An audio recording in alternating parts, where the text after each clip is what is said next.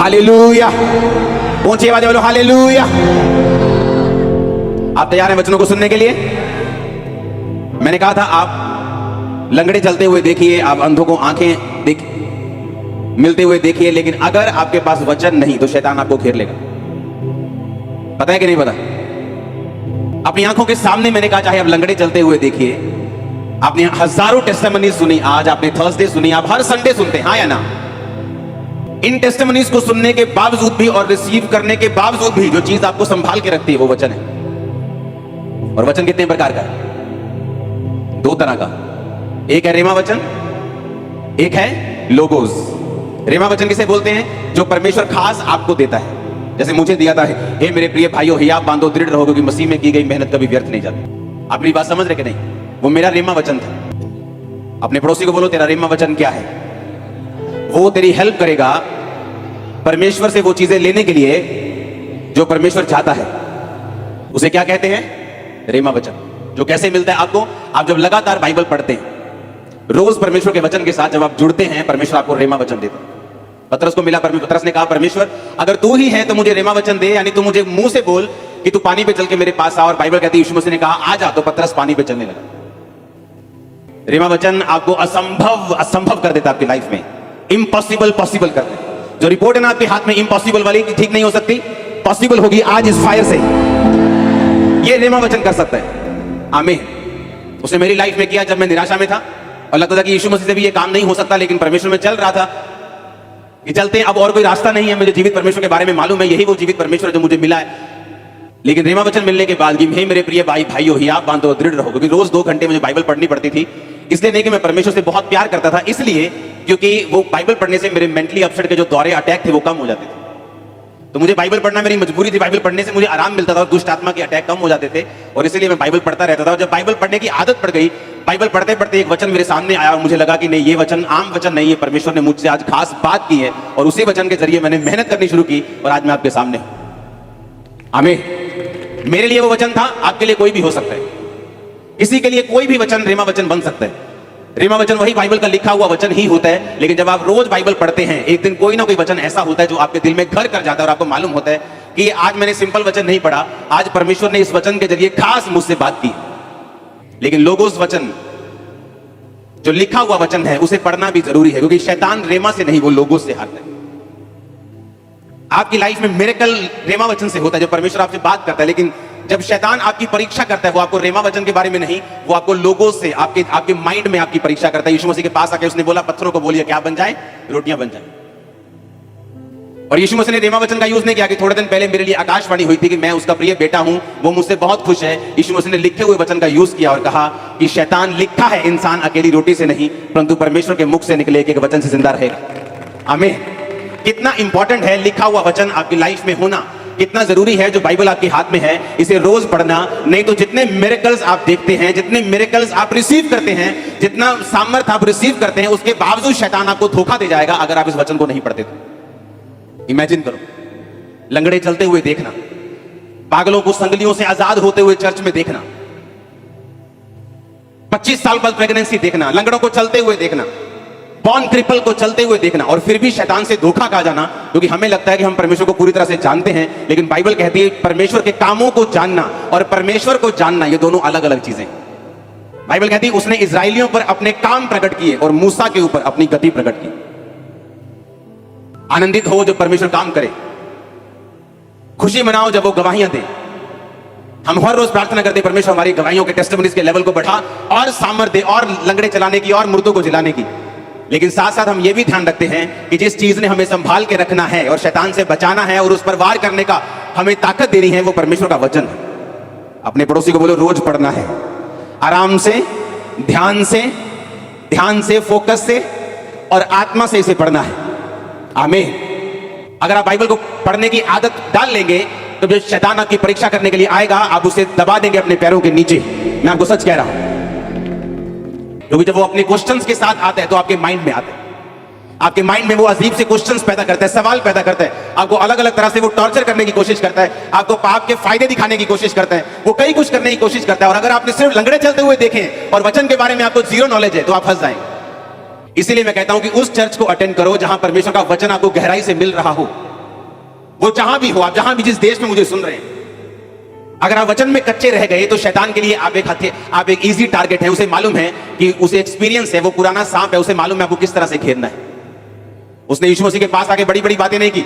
उसे मालूम था कि 40 दिनों का यीशु मसीह भूखे हैं, तो उसने कहा कि अगर तू परमेश्वर का बेटा है तो पत्थरों को रोटियां बन जाए, बोल दे। शैतान को मालूम है आपको क्या चाहिए।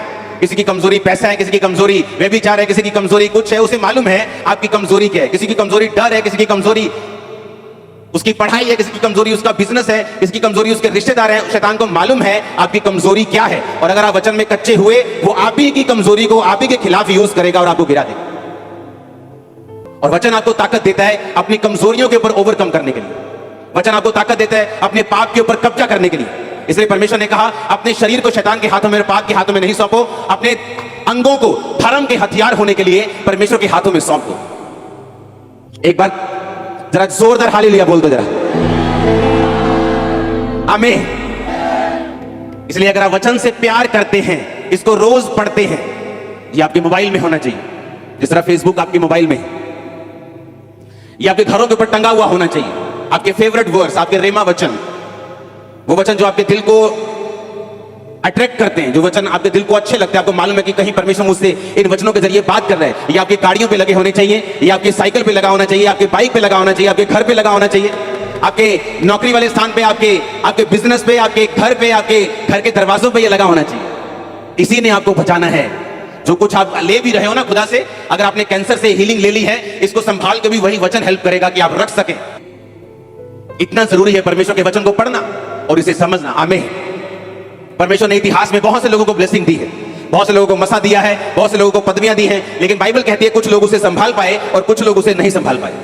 दूसरा शमूएल 1 उसकी 1 से 16 और पहला शमूएल 15 उसकी 1 से 3 आप नोट करो सबसे पहले इन वर्सेस को। दूसरा शमूएल 1 उसकी 1 से 16 आयत को हम पढ़ेंगे। शाऊल के मरने के बाद जब दाऊद अमालेकियों को मारकर लौटा तो दाऊद को सिकलग में रहते हुए 2 दिन हो गए। तब तीसरे दिन ऐसा हुआ कि शाऊल की शावनी में से एक पुरुष कपड़े फाड़े सिर पर धूल डाले हुए आया, और जब वह दाऊद के पास पहुंचा तो भूमि पर गिरा और उसे दंडवत किया। दाऊद ने उससे पूछा, तू कहां से आया है?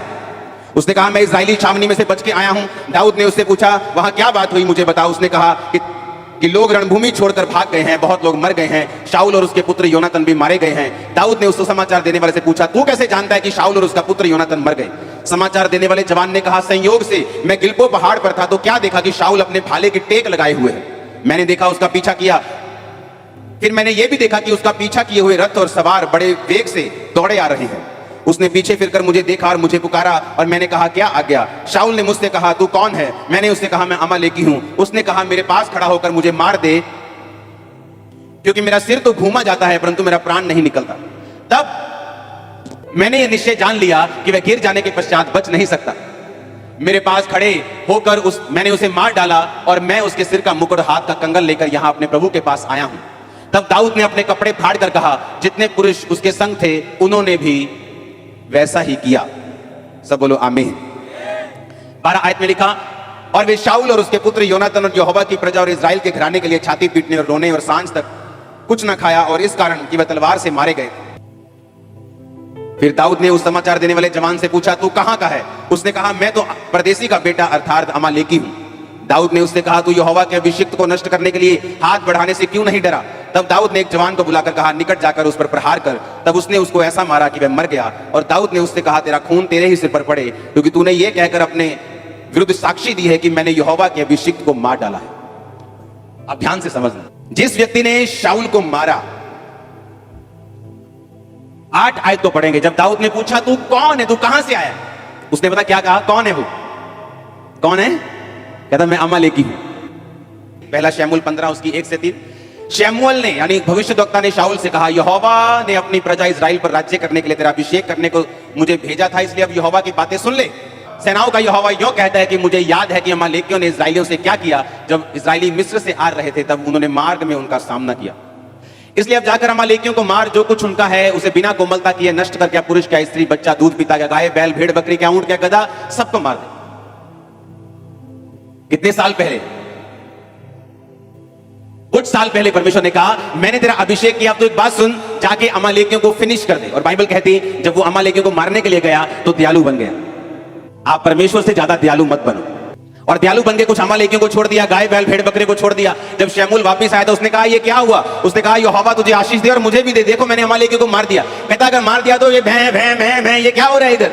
कहता ये तो तेरे परमेश्वर यहोवा के लिए भेड़ बकरियां गाय बैल छोड़े हैं ताकि उसको हम कुर्बानी दे सके। उसने कहा क्या परमेश्वर कुर्बानियां चाहता है या ये चाहता है कि तुम उसकी बात को सुनो और मानो? अब तूने जो परमेश्वर की बात को काटा है, अब परमेश्वर तेरे राज्य को तेरे हाथ से छीन कर तेरे एक पड़ोसी को जो तुझसे अच्छा है उसे दे देंगे। आज परमेश्वर जिस व्यभिचार को आपको छोड़ने के लिए कह रहा है, आप बोलते हो नहीं नहीं ये परमेश्वर, क्या पता परमेश्वर तो है ही बोरिंग परमेश्वर है, क्या ये नहीं करना वो नहीं करना, है ना? और कल को वही व्यभिचार जब एक आदमी को खत्म कर रहा है, उसके परिवार को फिनिश कर रहा है, उसके फाइनेंस को फिनिश कर रहा है, फिर वो रोता है, फिर बोलता है कि लाइफ इज ए स्ट्रगल। परमेश्वर ने कहा तुम मुझसे अधिक धर्मी हो सकता है क्या? तुम मुझसे अधिक दयावान हो सकता है क्या? जब परमेश्वर की बात को उसने सुना, उसको लगा कि परमेश्वर थोड़ा ज्यादा कठोर हो रहा है, एक दूध पीते बच्चे को मारने की क्या जरूरत है?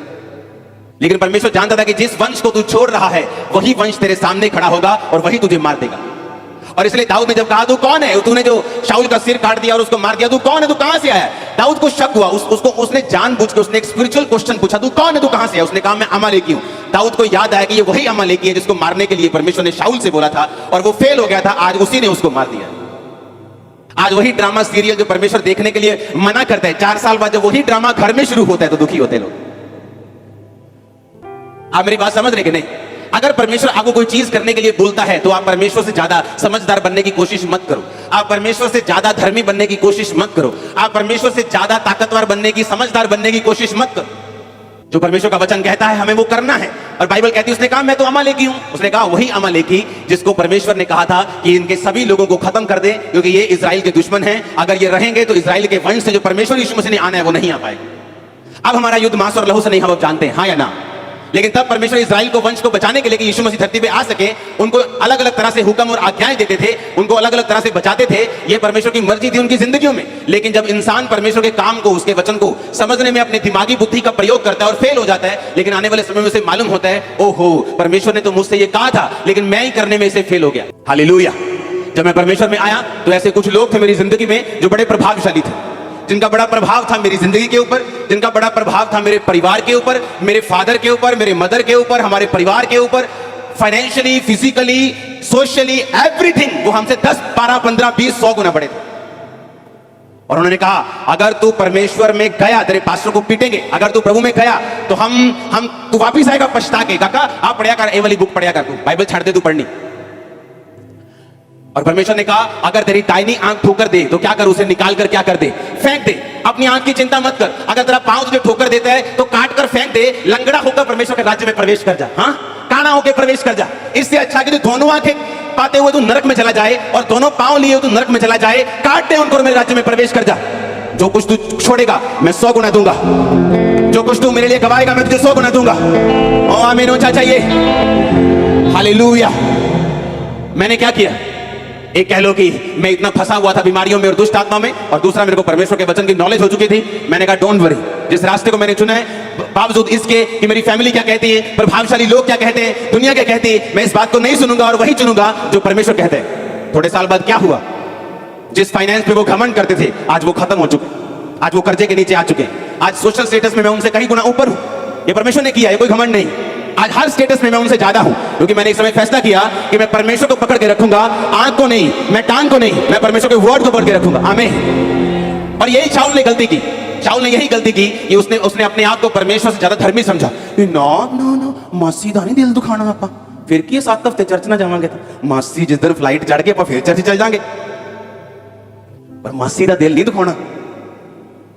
और आपको मालूम नहीं वही मासी आपको गालियां देने वाली 4 साल बाद, और ना आप घर के रहेंगे, ना जीसस के रहेंगे, ना मासी के रहेंगे, ना घर के, ना घाट के, धोबी का कुत्ता, ना इधर का तो ना उधर।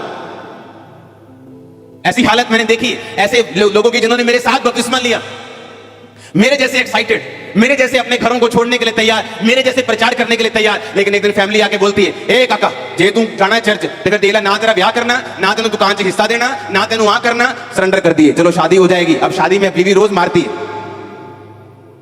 सच कह रहा हूं मैं झूठ नहीं कह रहा हूं, पुलपट पे हूं। मारती, मैंने कहा ऐसे मारती, फिजिकली मारती। जो लड़का किसी लड़के की बात सुनता नहीं था उससे लड़ता था, आज बीवी उसे मारती है। आज घर वाले कुछ नहीं दे रहे, कारण क्या? परमेश्वर बोलेगा, वो बोलता है अगर तुम मुझे छोड़कर संसार को चुनेगा, यही संसार तुझे शर्मिंदा भी करेगा, तुझे नीचा भी करेगा। अगर तुम मुझे चुनेगा, मैं 100 गुना तुझे आदर दूंगा और ऊंचा करूंगा। दाऊद ने कहा कौन है तू? उसने पहले पूछा, आपको मालूम, उसने पहले पूछा 3 आयत, उसने पूछा, उसने कहा तू कहां से है? 3 आयत पढ़ेंगे। उसने कहा तू कहां से? 8 आयत में उसने फिर पूछा, उसने कहा तू कौन है भाई? उसे मालूम था कोई स्पिरिचुअल कनेक्शन है ये। उसने कहा तू कहां से, तू कौन है, तू कौन है? उसे मालूम था कि ये जो बंदा सामने है ना, ये स्पिरिचुअली नॉनसेंस इंसान है, जिसे ये मालूम नहीं कि यहोवा के अभिषेक के विरुद्ध तुम हाथ नहीं उठा सकते। इमेजिन करो वो पास्टर भी जो गिरा हुआ है, तुम उसके विरुद्ध हाथ नहीं उठा सकते, और सोचो जो गिरा हुआ नहीं है उसके खिलाफ अगर तुम उठाओगे कुछ तो परमेश्वर तुम्हारी हालत कितनी पतली कर देंगे। इमेजिन करो, जो गिरा हुआ है उसके खिलाफ परमेश्वर बोलने नहीं देते, उसके खिलाफ एक्शन लेने नहीं देते, और सोचो जो खड़ा हुआ है, जो गिरा हुआ नहीं है, उसके खिलाफ कोई बोलेगा तो परमेश्वर क्या हालत करेगा। वो तुम्हारे साथ है, तुम्हारे परिवारों के साथ है, ऊंचा करने के लिए, तुम्हें ब्लेस करने के लिए, तुम्हें संसार में उत्तम ब्लेसिंग देने के लिए, तुम्हें ऊंचा ऐसा करने के लिए लोग देखें। मैंने कहा वो तुम्हारे साथ है यीशु मसीह के नाम में। Hallelujah, hallelujah. क्या चाहते हो तुम?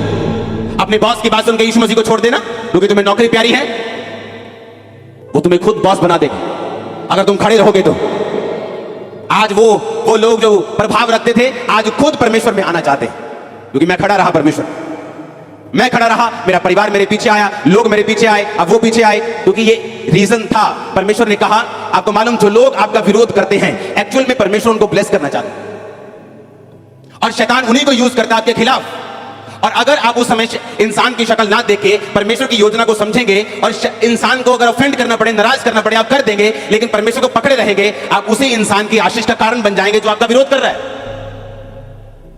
अगर आप परमेश्वर की बात नहीं सुनेंगे और शैतान की बात सुनेंगे और इंसान की बात सुनेंगे, उनका भी नुकसान होगा और आपका तो होगा ही होगा। इमेजिन करो अगर मैं उन लोगों के पीछे लग जाता, आज वो खुद भी कंगाल हो चुके और मुझे भी कंगाल कर देते, फिर दोनों कंगाल कंगाल घूमते, स्पिरिचुअली कंगाल, आत्मा में कंगाल। पैसा कोई बड़ी बात नहीं, गलत लोगों के पास भी बहुत पैसा उतना चाहिए जितने से आप अपनी जिंदगी को परफेक्टली गुजार सके बिना पाप किए। आमीन। मैं वही पजामा और टी शर्ट में घूमता हूं, चाहे 2-2 साल हो गए मेरे को लिए हो, कई बार मुझे कोई फर्क नहीं पड़ता। मैं भी आप ही की तरह वो हरी सब्जी खाता हूं क्योंकि मुझे वेट कम करना है, कभी बढ़ जाता है कभी कम हो जाता है। हालेलुया। चिंता मत करो पैसों की, परमेश्वर की चिंता करो। तुम्हारे पैरों के नीचे होगा पैसा, मैं आपको बता रहा हूं। तुम चलोगे ना, परमेश्वर बिछा देगा उसको। आप मेरी बात समझ रहे हो कि नहीं? आपको ये प्रूफ करना होगा कि आप उसकी संतान हैं, आप उसके सन हैं, आप उसके रियल डॉटर हैं। आपको अपने कर्मों से प्रूफ करना होगा। याकूब कहता है कि तुम अपने विश्वास को बिना कर्मों के दिखाओ। तुम बोलते हो मैं विश्वासी हूं, बिना कर्मों के तुम नहीं। कहता मैं अपने विश्वास को कर्मों के द्वारा दिखाऊंगा। यानी जो कर्म नहीं करता वो विश्वासी नहीं। आपके कर्म बताते हैं, परमेश्वर में लिया गया स्टैंड बताते हैं। जो चीज परमेश्वर आपको आज मना कर रहा है वो आपको दुखी कर सकती है, वो आपको नाराज कर सकती है, आपको थोड़ी मुश्किल में, दुविधा में डाल सकती है, लेकिन याद रखो वो आपके लिए लाइफ सेविंग रेमेडी है। अगर शाऊल इस बात को समझता कि परमेश्वर ने क्यों अमालेकी दूध पीते बच्चे को भी नाश करने के लिए क्यों बोला, तो वहां वो मरता ना। मैं आपको गारंटी देता हूं। आप प्रभु से ज्यादा धर्मी मत बनिए, परमेश्वर से ज्यादा आप चालाक मत बनिए, प्रभु से ज्यादा समझदार मत बनिए। उसको मालूम है कि फ्यूचर में शैतान आपके लिए क्या रखे बैठा है, और परमेश्वर को यह भी मालूम है कि वो फ्यूचर में आपको क्या देना चाहता है। आप मेरी बात समझ रहे कि नहीं? इसलिए जो लोग वचन को नहीं समझते, जो लोग वचन को नहीं जानते, वो अपनी लाइफ में एडजस्टमेंट के साथ चलते। जिधर पलड़ा भारी उधर के हो गए, जिधर थाली का बैंगन, इधर संसार भारी तो संसार की तरफ हो गए, आत्मा में भारी तो आत्मा की तरफ हो गए। ऐसा परमेश्वर नहीं चाहता। वो चाहता है जो स्टैंड आपने लिया है, जो जिस बात पे आप विश्वास करते हैं उस पे खड़े रहें, परमेश्वर के वचन पे अड़े रहें, ताकि आप गवाहियों के साथ वापस आ सके। मैं आपको अनॉइंट करता हूं, मैं आपको मसा करता हूं, आप टेस्टिमनीज के साथ वापस आ सके। मैंने कहा मैं आपको अनॉइंट करता हूं। आमीन। ऊंचाई बरकत आपकी है चर्च। हालेलुया। आप इन बातों को समझ रहे कि नहीं? एक वर्शिपर लड़की को परमेश्वर ने कहा कि तू मैरिज मत कर।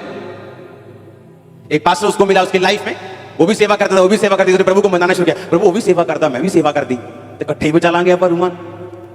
हाँ, पास्टर है फिर भी है ना, प्रभु का दास है, ये है वो है, बंदा फिर है ना करता, फिर पूरियां परमेश्वर सामने।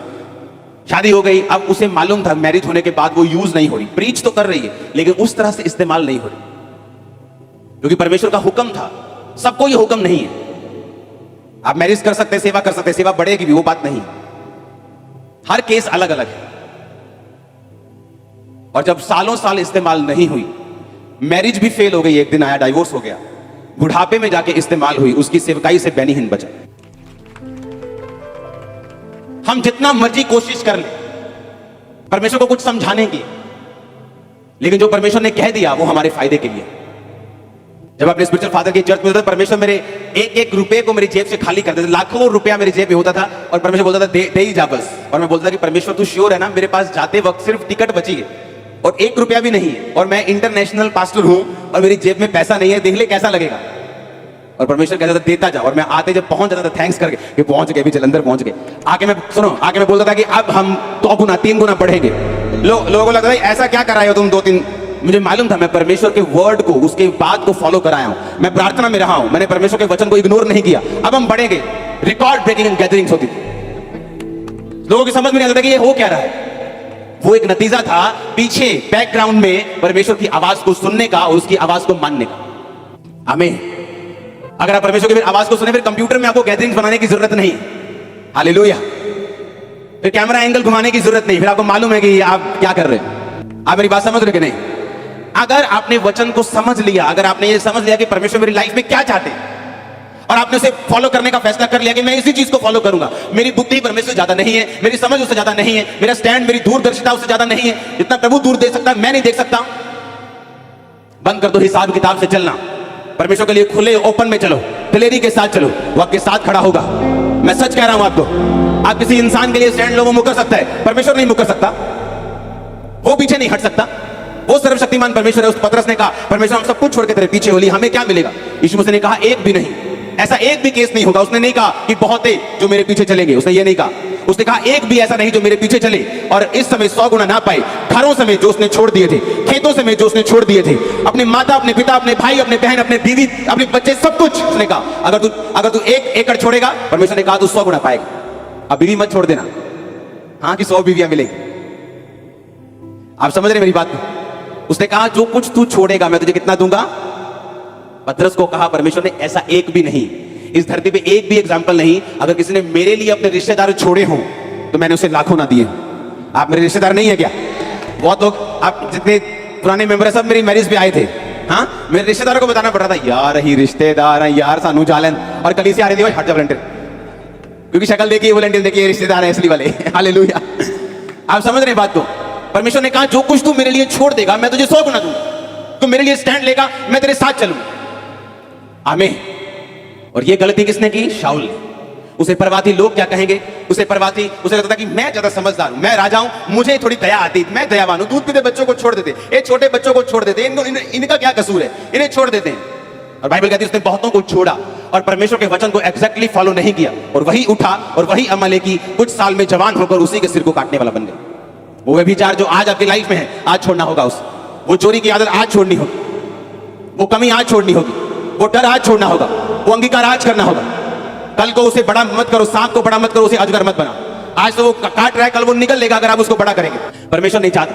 वो कोई भी चीज जो आपको करने के लिए कहता है उसमें आपका फायदा है। जो भी चीजें वो आपको करने के लिए कहता है वो आपको बचाने के लिए है, आपके परिवार को सेव करने के लिए है, आपके राज्य को स्थिर करने के लिए है। आमीन। ऊंचाई ये बरकत तुम्हारी है चर्च। Hallelujah, hallelujah. उसने कहा मैं तो अमालेकी हूं। दाऊद ने कहा आप मुझे समझ आया, तू अमालेकी है। और शाऊल का प्राण नहीं निकल रहा था क्योंकि उसका प्राण निकलना नहीं था, उसने मरना नहीं था। परमेश्वर ने अमालेकी को भेजा कि वही अमालेकी जो तूने मारने से मना कर दिया था अब तेरे प्राण को लेगा। हालेलुया। किस चीज को पाल रहे हैं हम? क्या वो डर है? क्या वो रिश्तेदारों का डर है? क्या वो समाज का डर है? क्या वो व्यभिचार है? क्या वो पाप है? क्या वो शराब है? आज के 2 पैकल की 2 बोतल बन जाएंगे, क्या वो है?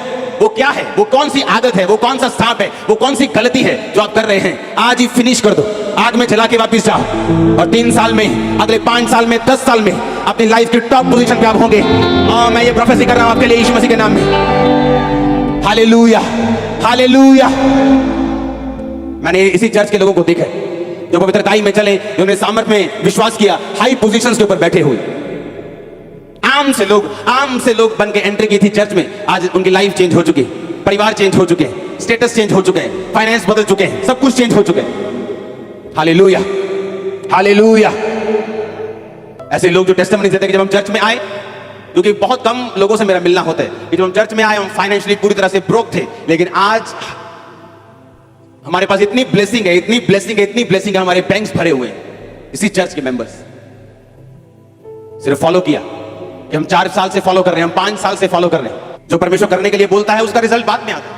वो आपको प्रार्थना करने के लिए बोलता है, पाप छोड़ने के लिए बोलता है, बोने के लिए बोलता है। एकदम से आपकी लाइफ में रिजल्ट नहीं आता, लेकिन वो धीरे धीरे रिजल्ट आता है। लेकिन जब आता है तो पक्का आता है। जब वो घर बनाता है चट्टान के ऊपर, तो वो सदा के लिए होता है, वो टेम्परेरी नहीं होता। आप उस घर में रहेंगे, आपके बच्चे रहेंगे, आपके पोते रहेंगे।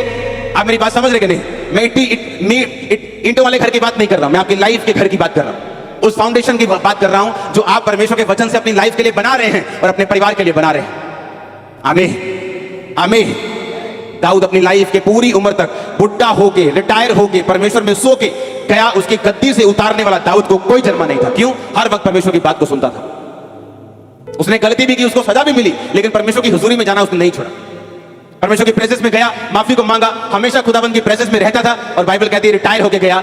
एक राजा का रिटायर होना, 66 लड़ाइयां लड़ना और 66 जीतना, इकोनॉमी का फिर भी ना गिरना और फिर भी रिटायर होके जाना, एक भी गलत योजना का उसके खिलाफ पास ना होना, ये परमेश्वर का हाथ था उसके सिर के ऊपर, जो मैं आप लोगों के सिर के ऊपर देख रहा हूं, जो मैं आपके परिवार के सिर के ऊपर, आपके फाइनेंस के सिर के ऊपर देख रहा हूं। आमीन। ऊंचा ये बरकत आती है चर्च।